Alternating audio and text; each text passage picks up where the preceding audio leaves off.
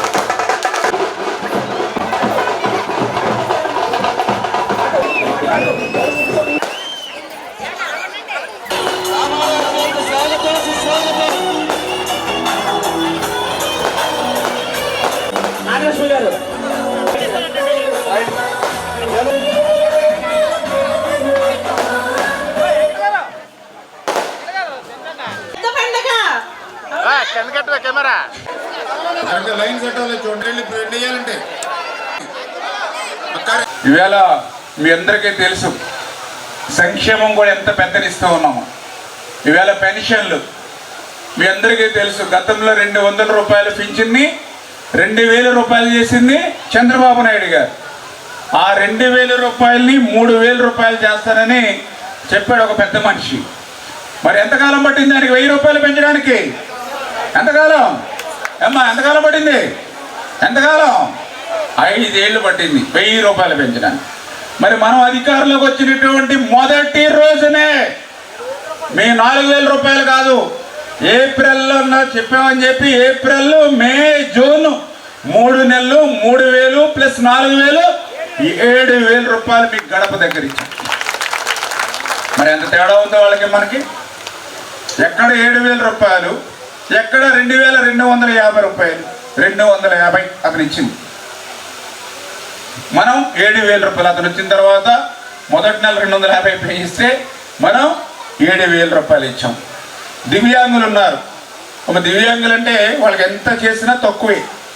ఎందుకంటే వాళ్ళ తల్లిదండ్రుల మీద, కుటుంబం మీద ఎంతో భారంగా వాళ్ళని దగ్గరుండి చూసుకోవాలి. దివ్యాంగులు పాపం అడుగు తీసి అడుగు వేయలేని కుటుంబాలు చాలా ఉన్నాయి.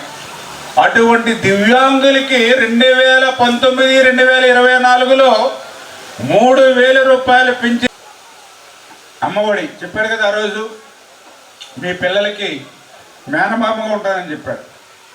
కానీ అధికారంలోకి వచ్చాక మాట మార్చి మడమ తిప్పి ఒక పిల్లవాడికి మాత్రమే 13,000 వేసి మిగిలిన పిల్లల్ని రోడ్డు మీద వదిలేసిన పరిస్థితి. కానీ మన ప్రభుత్వం ఇచ్చినటువంటి మాటకు కట్టుబడి ఎంతమంది పిల్లలుంటే అంతమందికి తల్లికి వందనిస్తూ ఉన్నాం. 2 పిల్లలుంటే 26,000, 3 పిల్లలుంటే 39,000, 4 పిల్లలుంటే 52,000, 5 పిల్లలుంటే 65,000. ఇలా ఎంతోమంది పిల్లలుంటే అంతమందికి వాళ్ళ తల్లుల అకౌంట్లో మనం జమ చేస్తూ ఉన్నాం. అన్నా క్యాంటీన్లు 5 రూపాయలకి అన్నం పెట్టేటువంటి అన్నా క్యాంటీన్లు. మరి జగన్మోహన్ రెడ్డి వచ్చిన తర్వాత ఏం చేశారమ్మా? అన్నా క్యాంటీన్లను ఏం చేశారు? మొత్తం మూసేశాడు, తాళం వేసాడు. అన్నా క్యాంటీన్లు ఏం తప్పు చేశాయి? అన్నా క్యాంటీన్లు ఎవరు భోజనం చేస్తూ ఉన్నారు? ఆటో కార్మికులు వచ్చి 5 రూపాయలకి అన్నం తింటూ ఉన్నారు. భవన కార్మికులు వచ్చి 5 రూపాయలకే భోజనం చేస్తూ ఉన్నారు. ఇళ్ల దగ్గర నుంచి పొద్దుటే క్యారేజీ తెచ్చుకోలేనటువంటి కాలేజీ ఆడపిల్లలు వచ్చి 5 రూపాయలు ఇచ్చి అన్నం తింటూ ఉన్నారు. మీరు ఏ షాపింగ్కో హాస్పిటల్కో వచ్చి 100, 150 పెట్టి హోటల్కి వెళ్ళి భోజనం చేయక్కర్ లేకుండా మరి అన్నా క్యాంటీన్కి వెళ్ళి 5 రూపాయలకే భోజనం చేస్తూ ఉన్నారు. అంటే ఇట్లా పేదవారికి 5 రూపాయలు పెట్టి వాళ్ళ కడుపు నింపుతూ ఉంటే అన్నా క్యాంటీన్లు కూడా రద్దు చేశాడంటే అటువంటి వ్యక్తి మనకు అవసరమా? మీరు కూడా ఆలోచన చేయాలి.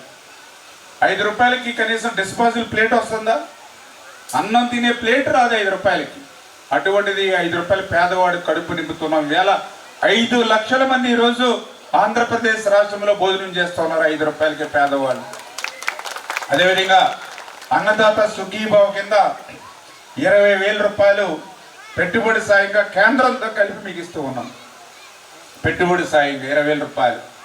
అదేవిధంగా మన మహిళలు మీరందరూ ఉన్నారు, మీ అందరికీ కూడా ఆర్టీసీలో ఉచితంగా టికెట్ లేకుండా మీకు ఉచితంగా ప్రయాణం చేస్తామని చెప్పాం. మరి ఈరోజు అమలు చేస్తున్నాం మీ అందరికీ ఆర్టీసీలో. మన ఆటో కార్మికులు వచ్చి మీరు ఉచితంగా ఆర్టీసీలో టికెట్ లేకుండా ప్రయాణం ఇచ్చారు, మేము నష్టపోతున్నామని వాళ్ళు వచ్చి చెప్తూ ఉన్నారు. ఎందుకంటే మేము బస్ స్టాండ్ దగ్గర ఉండి మార్చారు అని కేకేస్తూ ఉంటే వాళ్ళు ఆధార్ కార్డు ఇలా చూపించి బస్సు ఎక్కి వెళ్ళిపోతున్నారు సార్ అని వాళ్ళ ఆటో డ్రైవర్లు చెప్తే మళ్ళీ వాళ్ళకు కూడా 15,000 రూపాయలు వాళ్ళ అకౌంట్లో వేస్తూ ఉన్నాం. ఇట్లా ప్రతి ఒక్కరికి ఈ ప్రభుత్వం న్యాయం చేసుకుంటూ ఇప్పుడు టీచర్ల పోస్టులు ఉన్నాయి. 5 సంవత్సరాల్లో ఒక్క టీచర్ పోస్టు భర్తీ చేయాల. కానీ మనం అధికారంలోకి వచ్చిన తర్వాత ఒక్క సంవత్సరంలోనే 16,300 టీచర్ల పోస్టులు భర్తీ చేశాం. 30,000 ఎకరాల పైబడి ఉండాలి, విజయవాడ గుంటూరు మధ్య రాజధాని ఉండాలని ఆ రోజు 2014, 2019లో ఆయన ప్రతిపక్ష నేతగా అసెంబ్లీలో చెప్పాడు. 2019 ఎన్నికల ముందు ఏం చెప్పాడు? నేను ఇక్కడ ఇల్లు కట్టుకున్నాను, ఒక అంగుళం కూడా అమరావతి ఇక్కడి నుంచి కదలదు అని చెప్పాడు. మరి ఆ మాట మీద స్టాండ్ అయి ఉండాలా లేదా? మరి 2019లో ఆయనకి 151 సీట్లు వస్తే ఏం చేశాడు? వెంటనే మాట మార్చి మడమ తిప్పి అమరావతి కాదు 3 ముక్కలని మాట మార్చేశాడు, ఫిరాయింపు చేశాడు. పోనీ మాట మార్చిన వాడు నీవు 3 ముక్కలు అన్నారు కదా, ఆ ఏ 3 ముక్కలైనా 3 ఇటుకలు పెట్టి డెవలప్ చేశాడా? పోనీ ఎక్కడైనా 3 ఇటుకలు పెట్టాడా 5 సంవత్సరాల్లో? అంటే అటు అమరావతి లేదు, ఆయన చెప్పిన 3 ముక్కలాట లేదు. సరే, మళ్ళీ మీ ఆశీర్వాదంతో మనం అధికారంలోకి వచ్చాం. ఆయన చేసినట్టు మోసం దగాకి 11 సీట్లు ఇచ్చి ప్రతిపక్ష హోదా కూడా లేకుండా మీరు బుద్ధి చెప్పారు. పోనీ దాని నుంచే నేను జ్ఞానం తెచ్చుకున్నారా? ఆ యొక్క అమరావతిని చట్టబద్ధత పార్లమెంటు చట్టబద్ధత చేస్తూ ఉంటే అన్ని రాష్ట్రాలు, అన్ని పార్టీలు 50 పార్టీలు ఉంటే దేశంలో 49 పార్టీలు అమరావతికి మద్దతు ఇస్తే ఒకే ఒక పార్టీ వ్యతిరేకించింది, అది వీళ్ళ వైఎస్ఆర్సీపీ పార్టీ. అటువంటి పార్టీకి అర్హత ఉందా రాజకీయాల్లో కొనసాగడానికి? అంటే దేశంలో ఉన్నటువంటి అన్ని పార్టీలు ఒకవైపు ఉంటే వైసీపీ పార్టీ ఒకటే వేరే ఒక పక్షాన్ని ఉందంటే వాళ్ళకి అసలు రాజకీయాల్లో ఉండేటువంటి అర్హత ఉందా అమ్మా? అసలు అర్థం చేసుకోండి. వాళ్ళు లేకపోయాడు. మళ్ళీ ఏదో కొత్త పదం ఎవరికి అసలు మావిగన్ అని అంటూ ఉంటాడు. అంటే మరి ఇంకా అతను అసలు నోట్లోంచి వచ్చేటువంటి మాటలు మరి అంటే ఒక పిచ్చోడి చేతిలో రాయి ఉంటే ఏమవుతుంది? ఏం చేస్తాడు? పిచ్చోడి చేతిలో రాయి ఉంటే ఏం చేస్తాడు? ఏం చేస్తాడమ్మా? ఎవరిని కొడతాడో తెలియదు, లేదా తను కొట్టుకుంటాడో తెలియదు. అంతేనా? అంతే కదా. అటువంటి వాళ్ళని చూస్తే ఏం చేస్తాం? కొంచెం మనం జాగ్రత్తగా ఉండమా? మరి అదేవిధంగా జగన్మోహన్ రెడ్డి గారు కూడా, అంటే నేనేమి ఆయన కించపరచాలని కాదు, కానీ ఇట్లాంటి ఆలోచనలు, ఎందుకంటే దేశమంతా ఒక పక్షాన్ని ఉంటాయి, నువ్వు ఒక్కడు ఒక పక్షాన్ని. మరి ఇటువంటి వ్యక్తులు రాజకీయాల్లో కానీ ప్రజాస్వామ్యంలో ఉండడానికి అర్హత లేదు. దయవుంచి మీరు అర్థం చేసుకొని మరి ఈవేళ ఇటువంటి మంచి ప్రభుత్వాన్ని ఆశీర్వదించాలి. అదేవిధంగా పోలవరం ప్రాజెక్టు ఉంది, 5 సంవత్సరాలు పోలవరాన్ని పడకేసేసాడు. మళ్ళీ ఈసారి 2027కే పోలవరాన్ని మనం పూర్తి చేయబోతూ ఉన్నాం. అంటే ఈ రకంగా ప్రతి పని కూడా అతను విధ్వంసం చేస్తే మనం చేస్తాం, సమయం సరిపోదు. కానీ ఇట్లా చెప్పుకుంటూ పోతే అతని విధ్వంసం, ప్రజావేదికను కూలగొట్టడం దగ్గర నుంచి అతని విధ్వంసకరమైనటువంటి పాలన ప్రారంభమైంది. ఆ రోజు మీ అందరికీ తెలుసు కదా, ప్రజావేదిక ఉదయం కూర్చున్నాడు, అందులో కలెక్టర్లు ఎస్పీలతోటి పగలు సమావేశం జరిగింది, రాత్రికి ఇది కూలగొట్టేయండి అని చెప్పారు. నాకు తెలుసుండే ఎవడు కూడా, మానవ మాత్రుడు ఎవడు కూడా అట్లా చెప్పలేడు. ఎందుకంటే అందులో మీటింగ్ పెట్టింది, సాయంత్రం ఇది కూలగొట్టేయండి అని అంటే ఎంత విధ్వంసకరమైనటువంటి పరిపాలన. ఎందుకంటే మన ప్రజలు అట్లాంటి వాళ్ళని కాదు. విష సర్పం మనం కాటేస్తుందని తెలిసినా కూడా చాలామంది దాన్ని చంపడానికి ఇష్టపడరు. అటువంటి సంస్కృతి మంది. ఇంట్లో ఎవరైనా గర్భిణీ స్త్రీలు ఉంటే అసలు ఒప్పుకోరు పాముని చంపడానికి. అంటే అటువంటి